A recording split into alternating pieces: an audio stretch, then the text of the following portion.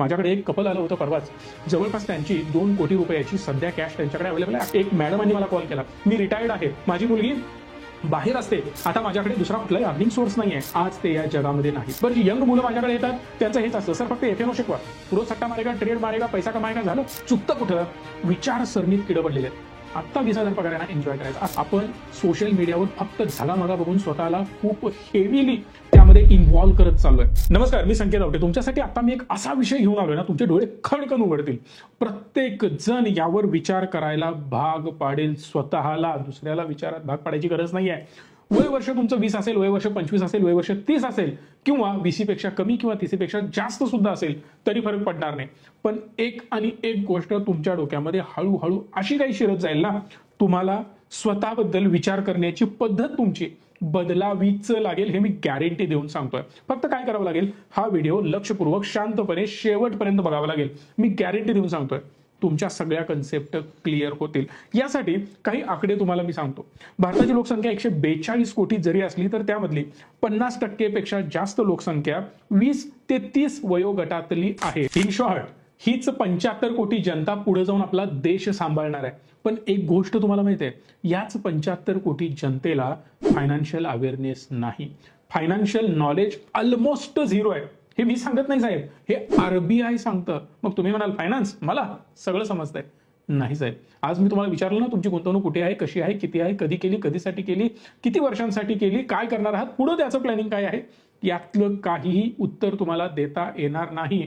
पण ते सगळं जाऊ दे, मी तुम्हाला 3 बेसिक प्रश्न विचारतो. तुम्ही एक काम करायचं, याची उत्तर मी जसा प्रश्न विचारेन त्याचं उत्तर कमेंट बॉक्समध्ये टाईप करायचं. मी जसा प्रश्न विचारेन दुसरा त्याचं उत्तर टाईप करायचं. कारण यामधूनच तुम्हाला कळणार आहे तुम्ही किती पाण्यात आहात.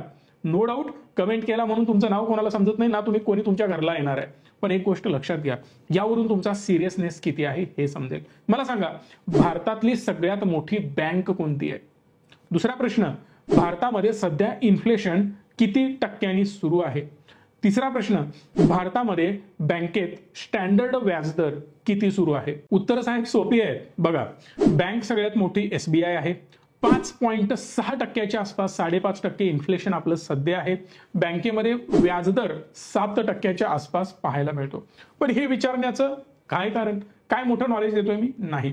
सिंपल लक्षात घ्या, आता सध्या महागाई जर ऍक्च्युअली बघितली ना, तर ती 10% वाढतेय, 12% वाढतेय. डोक्याला हात लावू नका, खरं बोलतोय मी. याचं महत्वाचं कारण हेच आहे, फूड इन्फ्लेशन समवेअर अराउंड 11-12% वाढताना तुम्हाला पाहायला मिळतंय. त्याचबरोबर मेडिकल इन्फ्लेशन, जो आपण दवाखान्यांवर खर्च करतोय ना, तो दरवर्षी 14% वाढतोय. आज एखादी गोळी जर तुम्हाला 10 रुपयाला मिळत असेल तर ती पुढच्या वर्षी समवेअर अराउंड 11.5 रुपयाला मिळते. असं दरवर्षी त्याची प्राइस 14% ऍव्हरेज वाढत जाते. व्हेइकल इन्फ्लेशन, गाड्यांचे दर 10, 12, 13% वाढत चाललेत. एवढं मोठी महागाई तिथं आहे. पण एक गोष्ट, माणसाचा पगार, आपली इन्क्रीमेंट ऍव्हरेज 10% होते, ऍव्हरेज 7% होते. मग 7 ते 10% दरम्यान जर तुमचा पगार वाढत असेल तर तुमच्या पगाराची व्हॅल्यू येणाऱ्या 10 वर्षांनी, 20 वर्षांनी तीच असेल. तुमची तीच परिस्थिती असेल जी आज आहे. तुम्ही 10 वर्षांनी म्हणाल माझा पगार 1 लाख रुपये आहे, पण त्या 1 लाखाची व्हॅल्यू आजच्या 10,000 एवढीच असणार आहे, बिकॉज तेवढं इन्फ्लेशन वाढत चाललंय. मग एक गोष्ट लक्षात घ्या, तुम्ही आज जसे आहात तसे 10 वर्षांनी, 20 वर्षांनी नसणार आहात. उलट आजच्यापेक्षा दयनीय अवस्था आपली असू शकते. तुम्ही म्हणाल काय राव, श्राप देताय का? बिलकुल नाहीये. मी नेहमी तुमच्याबद्दल चांगलाच विचार करतो आणि नेहमी मला वाटतं तुम्ही एक स्टेप जगाच्या पुढे असावं. मग त्यासाठी काय, सिंपल फॉर्म्युले सांगतो. सोपी गोष्ट लक्षात घ्या ना, हो घरातले एवढे प्रवचन देतात, नो डाऊट माझं सुद्धा डोकं दुखतं. प्रत्येक गोष्ट वरच्या लोकांची पटायलाच पाहिजे असं नाहीये. मलाही माझे आई वडील सांगतात, माझी आजी सांगते, माझे आजोबा वगैरे बोलत होते आधी. ऐकायचं, ज्या गोष्टी आपल्याला सहन होण्यासारख्या आहेत आणि ज्या जमण्यासारख्या आहेत त्या मी इम्प्लिमेंट करतो. माझी सुद्धा मुलगी छोटी आहे, प्रत्येक गोष्ट ती माझी गोष्ट ऐकते का? डेफिनेटली नाही ऐकत.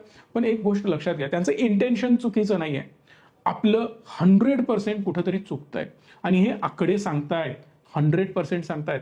आता हे मी माझ्या पर्सनल लाईफमध्ये पण एक्सपिरियन्स केलंय. आता जस्ट मी 30 क्रॉस केलेली आहे काही वर्षांपूर्वीच, त्यामुळे म्हातारा वगैरे नाही आणि एकदम यंग पण नाही. म्हणजे मी दोन्ही टप्प्यांमधून पुढे जातोय. सांगण्याचा मुद्दा हाच आहे की ज्या मी चुका केल्यात किंवा ज्या मी चुका केल्या नाहीत त्यात तुम्ही न करता चांगली लाईफ पुढे जाऊन जगू शकता. एक सिम्पली माझ्या मित्रांचं गेट टुगेदर आम्ही केलं होतं, इंजिनिअरिंगच्या मित्रांचं. सो तिथं बरीच मुलं आली होती, बऱ्याच मुली आलेल्या होत्या. त्यातून काही गोष्टी मला जोरात खटकायला सुरू झाल्या होत्या. काही मुलं आहेत आजही माझ्या बॅचमधले काही लोक 10,000 15,000 वर अजूनही काम करतायत, इंजिनियर होऊन सुद्धा. नो डाऊट 10,000 15,000 वर करणं म्हणजे गुन्हा आहे असं मी म्हणणार नाहीये. जर शिक्षण कमी असतं, नॉलेज कमी असतं, काहीच येत नसतं, एकदमच फ्रेशर आहे, भाग वेगळा होता. 10 12 15 वर्ष होऊन सुद्धा जर तुम्हाला 10,000 सॅलरी असेल, काय अर्थ आहे या जगण्याला? बरं, काही मुलं फॉरेनला गेलेत, चांगल्या जॉबवर आहेत, नो डाऊट. सगळीच खराब आहेत, सगळ्याच खराब दिशेने जात आहेत असं पण नाहीये. पण काही लोकांचं तर एकदम मला काही गोष्टी खटकायला लागल्या. कर्ज काढलं, पैसा नव्हता, बिझनेस सुरू केला, पण तो रन करता आला नाही, जगणं मुश्किल झालं. काही लोकांनी जॉबमधून कमी पैसा मिळतोय म्हणून मोठ्या प्रमाणात कर्ज काढली, लग्न केली, मोठा थाट केला. पण आता या दोनही कॅटेगरीच्या माझ्या मित्रांचं जगणं असह्य झालं होतं. आज ते या जगामध्ये नाहीत. ते त्या दिवशी ऐकल्यानंतर माझ्या डोक्यामध्ये अक्षरशः आग पेटली होती. का तर एक चुकीची गोष्ट आणि एक चुकीचा फायनान्शियल डिसिजन तुम्हाला पूर्णपणे बर्बाद करू शकतो, संपवू शकतो. सो प्लीज मी तुम्हाला रिक्वेस्ट करेन, जी मी आत्ता पिढी बघतोय, आमच्याबरोबर बरेच माझे मित्र आहेत, माझे टीम मेंबर आहेत, मी बऱ्याच या सगळ्यांना सतत ऑब्झर्व्ह करतोय. मुद्दाम माझं ऑब्झर्वेशन सुरू आहे.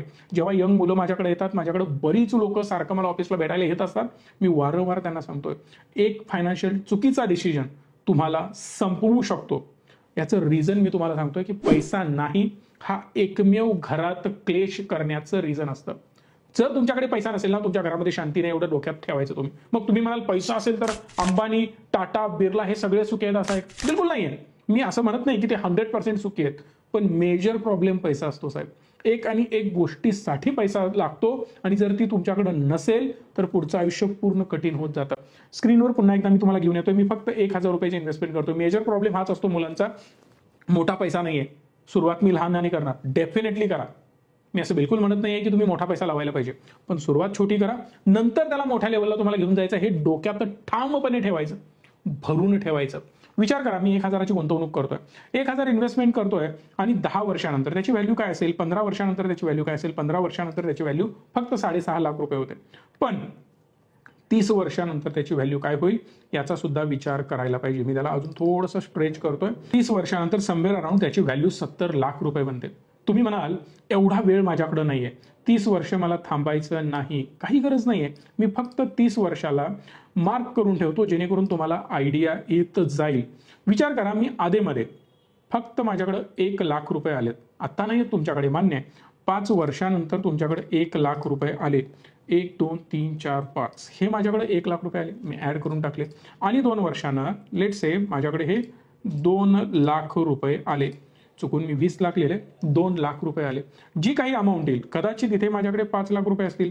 मी भविष्यातलं सांगतोय, 10 वर्षानंतर 5 लाख ही अजिबात मोठी गोष्ट नाहीये, राईट? सो 10 वर्षात मी 5 लाख जर साठवू शकत नसेल तर मजा नाहीये. 5 6 7 8 लाख रुपये मी इन्व्हेस्ट केले, इथं परत माझ्याकडे आणि 2 लाख रुपये आले. लेट से 10 लाख रुपयांची मी गुंतवणूक केली. फक्त 10 लाख रुपये मी ऍड केले तर 30 वर्षानंतर 2,95,00,000 रुपये त्याचे होतात. आधी 70 लाख होत होते, डायरेक्ट 2,95,00,000 रुपये झाले. ही ब्युटी आहे. चुकतं कुठं? विचारसरणीत किडं पडलेले आहेत. आत्ता 20,000 पगार आहे ना, एन्जॉय करायचा. आत्ता 30,000 पगार आहे ना, हा EMI तो EMI. आपण सोशल मीडियावर फक्त झगामगा बघून स्वतःला खूप हेवीली त्यामध्ये इन्व्हॉल्व करत चाललोय. तो एवढा छान दिसतोय, मी मेकअपवर अजून खर्च करणार. त्याच्याकडे एवढी छान गाडी आहे, मी अजून खर्च करणार.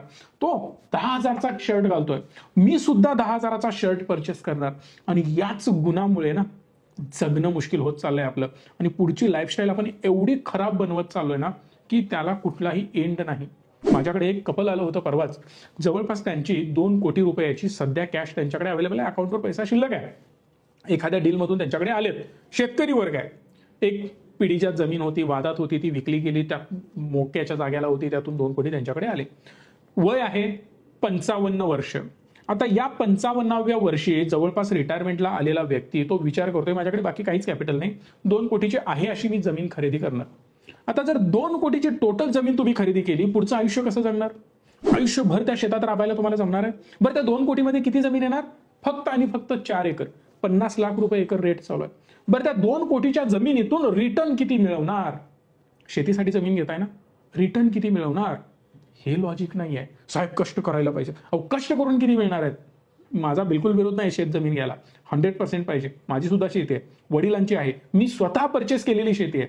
पण मला माहिती आहे त्या शेतीचं भविष्य काय आहे. पुढे तिथं भयंकर डिमांड येणार आहे. इव्हन शेतीसाठी आता शेती झाली, त्यातून छोटं मोठं उत्पन्न आलं, कमी रेटला मला ती जमीन मिळाली, या सगळ्या गोष्टींचा सारासार विचार करावा लागतो. एक मॅडमांनी मला कॉल केला, मी रिटायर्ड आहे, माझी मुलगी बाहेर असते, आता माझ्याकडे दुसरा कुठलाही अर्निंग सोर्स नाही आहे, फक्त माझ्याकडे एक फ्लॅट आहे, तो मी रेंटने दिलाय, पण त्या फ्लॅटवर 35-40 लाखाचं लोन आहे. आता पुढे काय करायचं? जर तुमचा 1.5 कोटीचा फ्लॅट आहे, त्याचं लोन तुम्ही हप्ते भरत बसलात, तो तुम्ही भाड्याने लावलात, मग चालणार कसं? पोट कसं भरणार? सिंपल लॉजिक आहे, तो काढून टाका ना, तुम्ही स्वतः रेंटनं राहू शकता, त्याची चांगली गुंतवणूक करा. जर तुम्हाला मागं कोणी नाहीच आहे तर डिसिजन योग्य घ्यायला शिका. एक व्यक्ती माझ्याकडे आले, मी रिटायर्ड झालोय, माझा मोठा फ्लॅट आहे, चांगली लाईफस्टाईल आहे, माझ्याकडे 1.5 कोटी रुपये फंड येतोय रिटायरमेंटचा, पण त्या 1.5 कोटीचा मी एक फ्लॅट घेणार आहे, समवेअर अराउंड 1,30,40 लाखाचा, आणि 10-12 लाख रुपये मी इन्व्हेस्ट करणार आहे. 10-12 लाखात तुमचं रिटायरमेंट पूर्ण निघून जाणार आहे. तो येणारा फ्लॅट, त्याचा मेंटेनन्स, या सगळ्या गोष्टींचा विचार करा. त्यामधून तुम्हाला चांगले रिटर्न मिळणार आहेत का? तुमचं आयुष्य त्यामध्ये पुढे निघणार आहे का? तो तुम्हाला हवं त्यावेळी लगेच सेल करून पैसे तुम्ही वापरणार आहात का?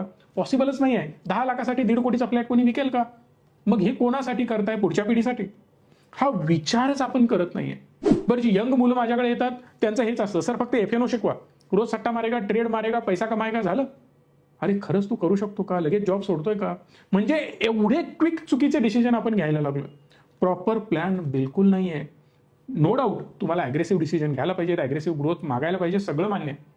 एवढं सगळं असून सुद्धा आजही माझी 15,000ची SIP सुरू आहे. का सुरू आहे? लॉजिक आहे यामागं. आता प्रॉपर्टी केली, पैसा आहे, बँक बॅलन्स आहे, स्टॉकमध्ये मोठी इन्व्हेस्टमेंट आहे, मग SIP कशाला करतो? 15,000ची एक SIP जी जुनी आहे ना, ती आधीपासून सुरू आहे आणि आत्ता पण सुरू आहे. याच्या मागे हेच कारण आहे, डिसिप्लिन. मी जगाला ब्रह्मज्ञान सांगत बसलो, स्वतः कोरडा पाषाण राहिलो, काहीच सेन्स बनणार नाही. जर मी तुम्हाला सांगतो तर त्या गोष्टी मी इम्प्लिमेंट करणं गरजेचं आहे आणि मी तुम्हाला दाखवणं गरजेचं आहे की सर बघा, मी या सगळ्या गोष्टी डिसिप्लिनने फॉलो करतोय आणि आजपर्यंत मी त्याला फॉलो केलं म्हणून त्याचा आज हा रिझल्ट आहे. म्हणून मी तुम्हाला रिक्वेस्ट करेन की प्लीज प्रत्येकानं काही अमाऊंट इन्व्हेस्टमेंट करायला पाहिजे. मग प्रत्येकाचं बजेट वेगवेगळं असू शकतं. आता याला हवं तसं आपण मोल्ड करू शकतो. लेट्स से माझी गरज आहे किंवा मला जी पैशाची गरज आहे तेवढी पूर्ण केल्यानंतर माझ्याकडे 10,000 रुपये शिल्लक राहतात.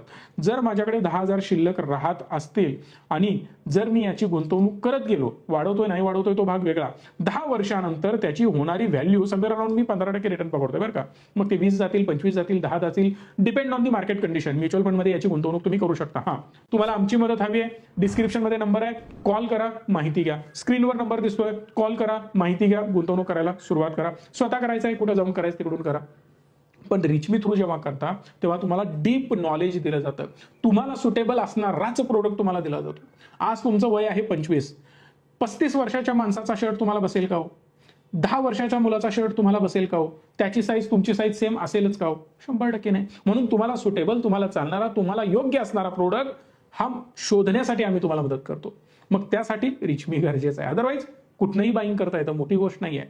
पण हँड होल्डिंग महत्वाचं आहे आणि तुम्हाला सुटेबल असणारा प्रोडक्ट मिळणं महत्वाचं आहे. लिंक पण देतोय, त्यावर पण क्लिक करा, तुमच्या डिटेल भरा, त्यावरून सुद्धा तुम्हाला कॉल येईल. वेगवेगळ्या सेमिनारमध्ये तुम्हाला जॉईन करून घेतलं जाईल, जिथे तुम्हाला आम्ही इन्व्हेस्टमेंट रिलेटेड अवेअरनेस पसरवत असतो आणि माहिती देत असतो, 1-to-1 सोल्युशन देत असतो.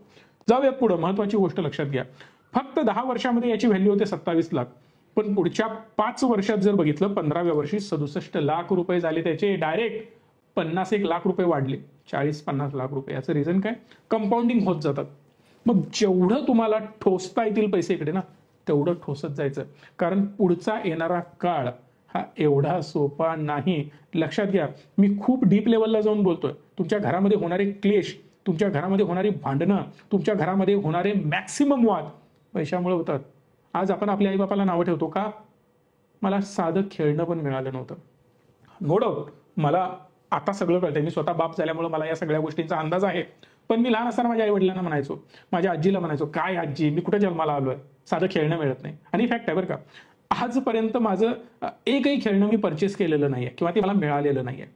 नो डाऊट परिस्थितीच तशी होती, पण ही सेम परिस्थिती, सेम असं जगणं तुमच्या आयुष्यात, तुमच्या पुढच्या पिढीच्या आयुष्यात यायला नको, एवढं लक्षात ठेवा. अनेक कच्च्या बदामचे व्हिडिओ तुम्ही बघितले असतील, नाचणाऱ्या मुली वगैरे तुम्ही बघता, ते शेअर करता, याला काही अर्थ नाहीये. असे व्हिडिओ मॅक्सिमम लोकांपर्यंत पोहोचवा. प्रत्येकाला कळायला पाहिजे इन्व्हेस्टमेंटचं महत्त्व काय असतं. कारण आजपर्यंत आपण फक्त विचार करतो, अरे यार घरातले प्रवचन देतात, काय उपयोग नाहीये. काही होत नसतं. एवढं कर, तेवढं कर, असं कर, तसं कर. आता घरातल्यांचे विचार जुने आहेत, मान्य आहे, पण त्यांचा मोटिव्ह काय असतो, त्यांचं इंटेन्शन काय असतं? सिम्पल आहे की तुमची लाईफ सिम्प्लिफाय व्हायला पाहिजे, आणि ती फक्त आणि फक्त पैशाने होते असं नाहीये. पण 90% तुमचे प्रॉब्लेम पैसा सॉल्व्ह करतो, आणि तो तुमच्याकडे असायलाच पाहिजे.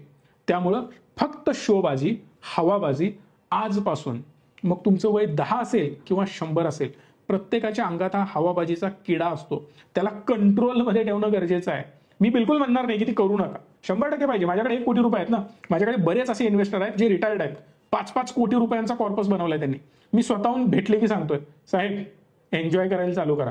येताना दरवेळी मला पेढे वगैरे काहीतरी फेमस गोष्ट घेऊन येतात, इथंच बसून आम्ही खातो, माझी टीम खाते, आम्ही एन्जॉय करतोय, आणि त्यांना आम्ही सगळे सजेस्ट करत असतो, सर एन्जॉयमेंट पहिला चालू करा, फिरा, मस्त पैशाला एन्जॉय करा, कारण तेवढा कॉर्पस आहे तुमच्याकडे.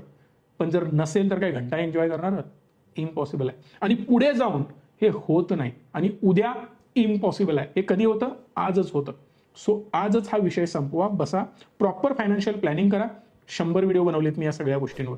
जे जे तुमच्या डोक्यात प्रश्न आहेत ना, त्या प्रत्येक प्रश्नावर माझा ऑलरेडी मराठी संकेतवर व्हिडिओ आहे, तो जाऊन बघा. आणि एकदा हा व्हिडिओ मॅक्सिमम लोकांपर्यंत पोहोचवा, कारण प्रत्येकाला यातून आपल्याला बाहेर काढायचं आहे. व्हिडिओ आवडला असेल तर लाईक, शेअर आणि चॅनलला सबस्क्राईब करा. धन्यवाद. Stay tune and stay positive.